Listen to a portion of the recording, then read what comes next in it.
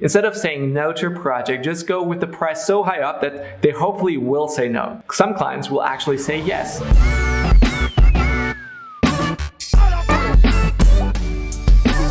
Alright, it's time for a Q&A. This was a highly requested video. I asked you guys to ask me anything on Instagram. So these are the few questions I selected to answer you. First up is Art by Daksha is writing, is it important to have consistent style while building a brand, or can we experiment?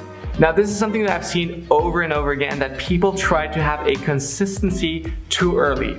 The problem with that is that when you start too early being consistent and just trying to have your style already, is that you won't experiment. You won't try out new things. You won't try to push your style in one direction. So what I believe, what makes your art unique is you. Your interest in what you love and what you like to see. Just let me explain. The one thing that really makes you unique is the style that you love. So for example, for me, I love this type of lettering in the background, the inverted contrast in the letters that I really enjoy. I love all the same colors, so most of my stuff is gonna be black and white. So everything in the office is just gonna be that style. In contrast, one of my dear friends and podcast host, Lauren Hum, she is actually super colorful. And so her style will be totally different from mine because she loves colors. She loves these pastel tones. That's how our style is already so different from each other. I take a lot of inspiration and influence from other artists. So here's one style that I love. It's a floral type, and I've tried to incorporate that into my work. So when you're starting out, try not to be too decisive on what style you want to be. This will develop over time, and the more you have freedom in experimenting, not just your brand, but also your style will develop. You need to develop as an artist, so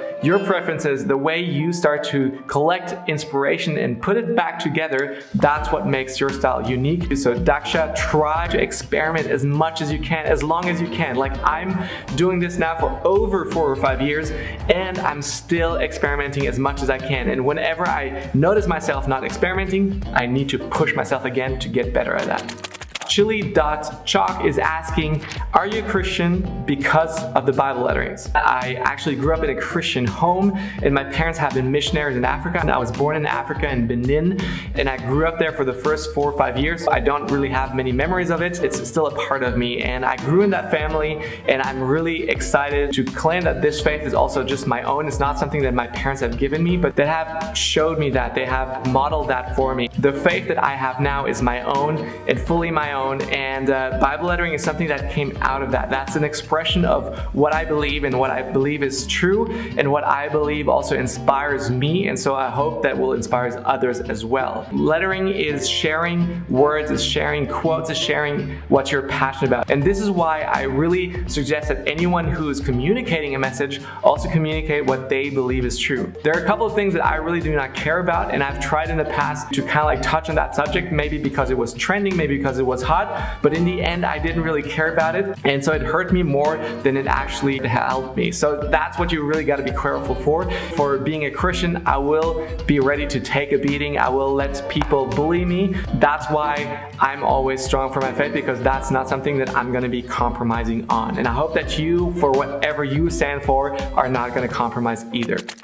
Memento_20 is asking, any plans for 2021? Right now, I feel like it's really hard to make any plans for the next year. 2020 has been really unexpected in many ways, so trying to have a shift in thinking of how you do things, how you plan workshops, of how you run workshops, of how you travel or not travel at all, how you do client work when you cannot go to their offices or spaces and all of that. So 2021 is going to be still a surprise. I do not necessarily like to make plans too far in advance, so I'm always pretty much taking on what's coming, trying to stay always positive about what's coming up next, because I believe that the best is yet to come.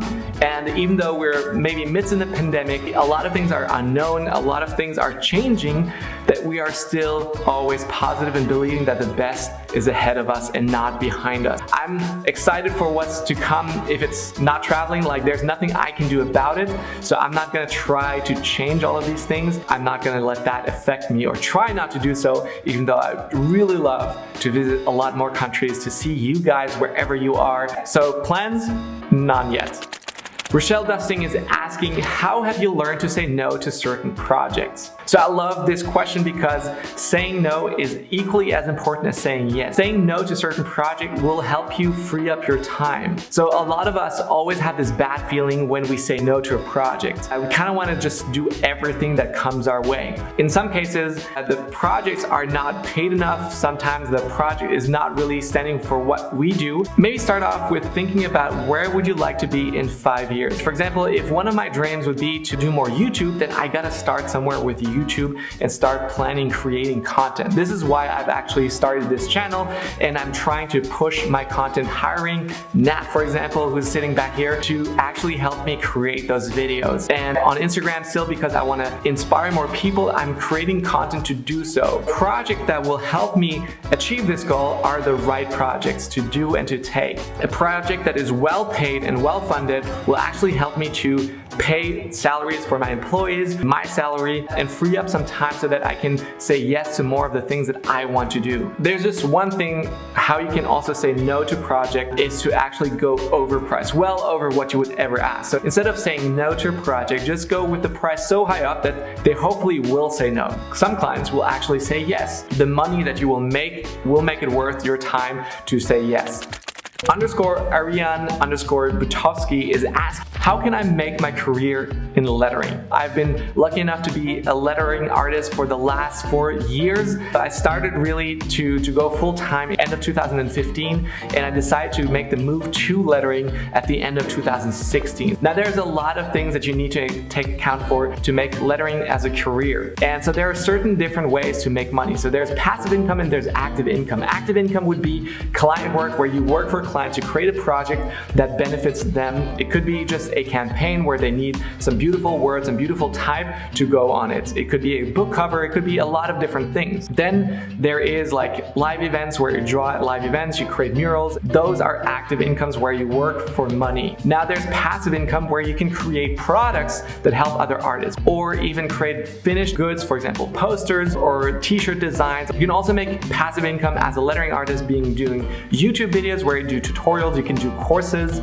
There's a lot of different things that I have chosen to do. So I do client work, I do commissions, I do also paid partnerships where I promote something on YouTube or on Instagram, where I have the sponsors that support this channel. Shout out to my sponsor Stabilo, who has been sponsoring me for the last 4 years, has helped me to create these videos and also the content that I can share for free on Instagram. So they have been supporting me for the last 4 years and been a tremendous partner. I've also created digital products that help other lettering artists create and design letters. For example, the Letter Builder and Grid Builder are 2 tools that are really popular and have made us enough money so that we can really live from just that alone. Then we've created online courses. For example, my Ultimate Lettering online course and the Procreate Bootcamp, which I just launched. Those are 2 workshops, an online format that I've also made.